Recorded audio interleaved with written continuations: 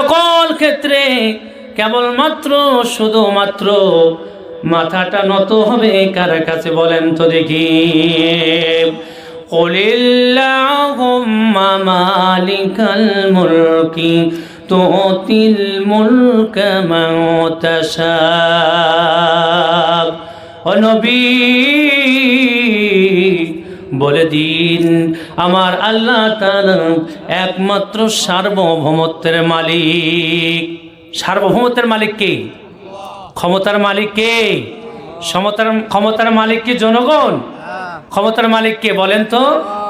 আল্লাহ তাআলা বলছেন তুতিল মুলকা মান তাশা, আমি যাকে ইচ্ছা ক্ষমতা অধিকারী বানিয়ে দেই, আমি যাকে ইচ্ছা ক্ষমতা দেই, আমি যার কাছ থেকে ইচ্ছা ক্ষমতা কেড়ে নেই, আমি যাকে ইচ্ছা সম্মানিত করে দেই, আমি যাকে ইচ্ছা লাঞ্ছনার গ্লানি বরণ করতে দেই, আমি যাকে ইচ্ছা ক্ষমতার মসনদ থেকে আমি টেনে নিচে নামিয়ে দেই। পৃথিবীতে কত বাদশা আসলো, কত জমিদার, কত প্রতাপশালী, কত শক্তিশালী সুপার পাওয়ার পৃথিবীতে আসলো। আবু জেহেল আসলো, নমরুদ আসলো, পৃথিবীতে কেউ আর চিরকাল তাদের ক্ষমতা নিয়ে টিকে থাকতে পারে নাই। ঠিক কিনা? কিয়ামত পর্যন্ত কেউ চিরকাল ক্ষমতায় থাকতে পারবে না। ক্ষমতা যার চিরকাল থাকবে, আল্লাহ তাআলা বলছেন ওয়াসিআ কুরসিয়ুহুস সামাওয়াতি ওয়াল আরদ। আমার নিচে যে চেয়ার, কিছুক্ষণ পরেই এই চেয়ার চলে যাবে। আবার 17 বছর চেয়ার যাদের ছিল ওদের চেয়ারও চলে গিয়েছে। আবার যারা আসবে চিরকাল চেয়ারে থাকতে পারবে না। কথা কোন ঠিক কিনা? ডোনাল্ড ট্রাম্প গেল, জো বাইডেন গেল, কত লোক গেল, কত আবু জেহেল, কত নমরুদ গেল, কেউ চিরকাল ক্ষমতার দাপট টিকিয়ে রাখতে পারে নেই।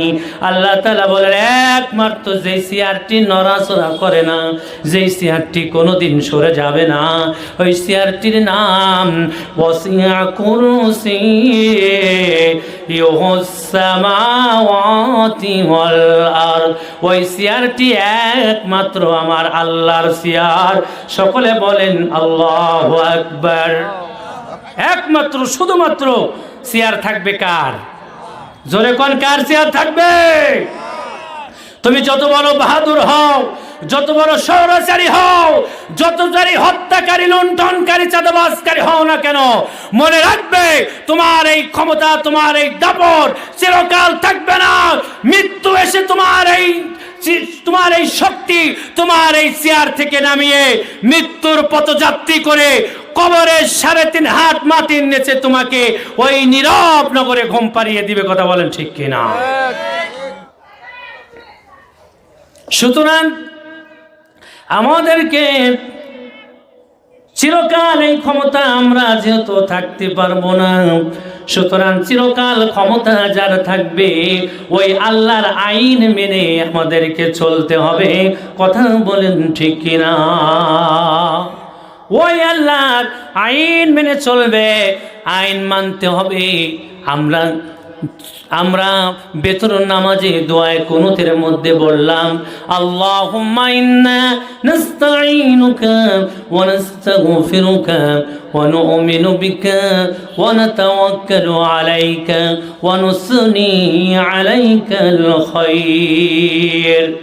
রব্বে কারীম, তোমার ইবাদত করি, দাসত্ব করি, গোলামি করি, তুমি ছাড়া কারো কথা মানব না, তুমি ছাড়া কারো হুকুম মানব না, তুমি ছাড়া কারো বিধান মানব না, আইন তৈরি করব না, তুমি ছাড়া কারো কাছে মাথা নত করব না।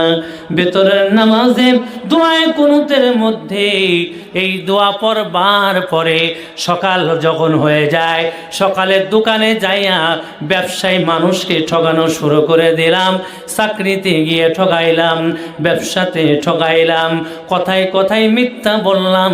বলেন তো আমার চাইতে টাটকা মুনাফিক আর কেউ কি আছে নাকি? এই জন্য আল্লাহ রাব্বুল আলামিন বলেন যারা সিজদা করবে আমি আল্লাহ তাআলা তাদের তওবাগুলো কবুল করব। এরপরে আল্লাহ তাআলা 7 নম্বরে বলেন আল আমিরুনা বিল মারুফ। 7 নম্বর কোয়ালিটি হলো ওই মানুষগুলো সৎ কাজের আদেশ দিবে। কিসের আদেশ দিবে? সৎ কাজের আদেশ দিতে গিয়া আল্লাহর রাসূল বলেছেন মান রাআ মিনকুম মুনকারান ফালইগাইয়িরু বিয়াদিহি ফাইন লাম ইস্তাতি' ফাবিলিসানিহি ফাইন লাম ইস্তাতি' ফাবিকলবিহি ওয়া যালিকা আযআফুল ঈমান। যদি তোমার ক্ষমতা থাকে খারাপ কাজ দেখার পরে তুমি হাত দিয়ে বাধা দিবে। কি দিয়ে বাধা দিবে? হাত দিয়ে বাধা দিবে। তাতে যদি শক্তি না থাকে ফাবিলিসানিহি, জিহবা দিয়ে বাধা দিবে, কথা দিয়ে বাধা দিবে। এরপরেও যদি তোমার ক্ষমতা না থাকে গো, তুমি তাহলে মনে মনে ঘৃণা করবা, আর ওই খারাপ কাজ যেন না হয় ওইটা বন্ধর জন্য 24 ঘন্টা তুমি টেনশন করবা। তুমি তখন মোরাকাবা মুশাহাদা করবা কেমনে সমাজ থেকে খারাপ কাজটি দূর করা যায়। আল্লাহ রাব্বুল আলামিন বলেন ওয়ান্নাহুনা আনিল মুনকারি ওয়াল হাফিজুন। 8 নাম্বার তাদের গুণ হলো তারা যেমন 7 নম্বরে সৎ কাজের আদেশ দিবে, 8 নম্বরে তারা অসৎ কাজ খারাপ কাজ থেকে মানুষদেরকে নিষেধ করবে। আর 9 নম্বরে আল্লাহ তাআলা বলছেন ওয়াল হাফিজুনা লিহুদুদিল্লাহ। আল্লাহ রাব্বুল আলামিন বলেন 9 নম্বর গুণ তাদের হবে গো, ওই মানুষগুলো আল্লাহর যে সীমা রেখা আছে, আল্লাহর সীমা রেখাটা কি বলেন তো?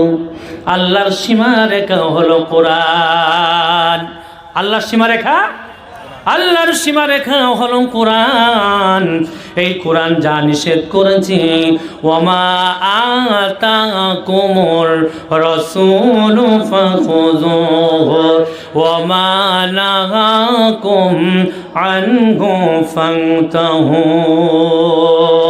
তোমার রাসূল যা নিয়ে এসেছে, তোমার রাসূল যা নিষেধ করেছে তা তোমরা বিরত থাকো, আর তোমার রাসূল যা গ্রহণ করতে বলেছে ওই জিনিসগুলো তোমরা আঁকড়ে ধরো, আমি আল্লাহ তোমাদেরকে জান্নাত দান করে দেব। সুবহানাল্লাহ। তাহলে তওবা, আল্লাহ যাদেরকে জান্নাত দিবেন তাদের কয়টা গুণ থাকবে? 9টা। কয়টা মনে থাকবে তো? এই 9টা আমাদের আজকের মূল আমাদের আলোচনার বিষয়। এই 9টির মধ্যে 1 নম্বরে কি বলছি বলেন তো? 1 নম্বরে বলছিলাম তওবা। 1 নম্বরে কি? তওবা কেমন করে করতে হবে?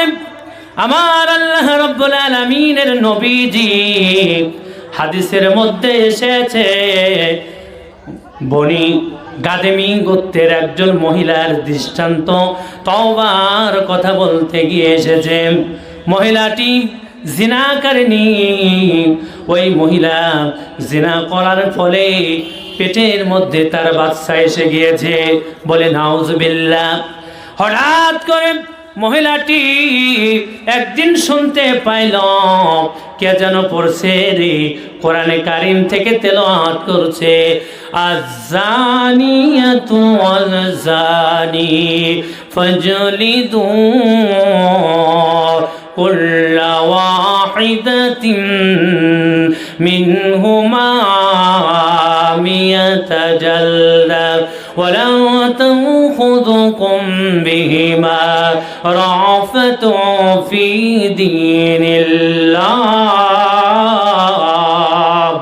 সূরা নূরের 3 নম্বর আয়াতে কারিমা কে যেন বলে গো, কে যেন কোরআন পড়ে গো। মহিলাটি শুনে, আর যেহেতু আরবি ভাষার লোক, আরবি ভালো করে জানে, সেই মানুষটি দেখলো কোরআনে কারিমকে যেন তেলাওয়াত করে আর বলে গো, আয-যানিয়াতি জিনাকারিনী ওয়াজ-যানি, জিনাকারী পুরুষ জিনাকারিনী মহিলা, ওদের দুইজনকে তোমরা ধরবা আর 100টি বেতাঘাত করবা। কোরআনের আইন চালু করতে গিয়া তোমাদের একদল মুমিন যেন সেখানে থাকে, আর তোমাদের অন্তরের মধ্যে যেন করুণা না হয়।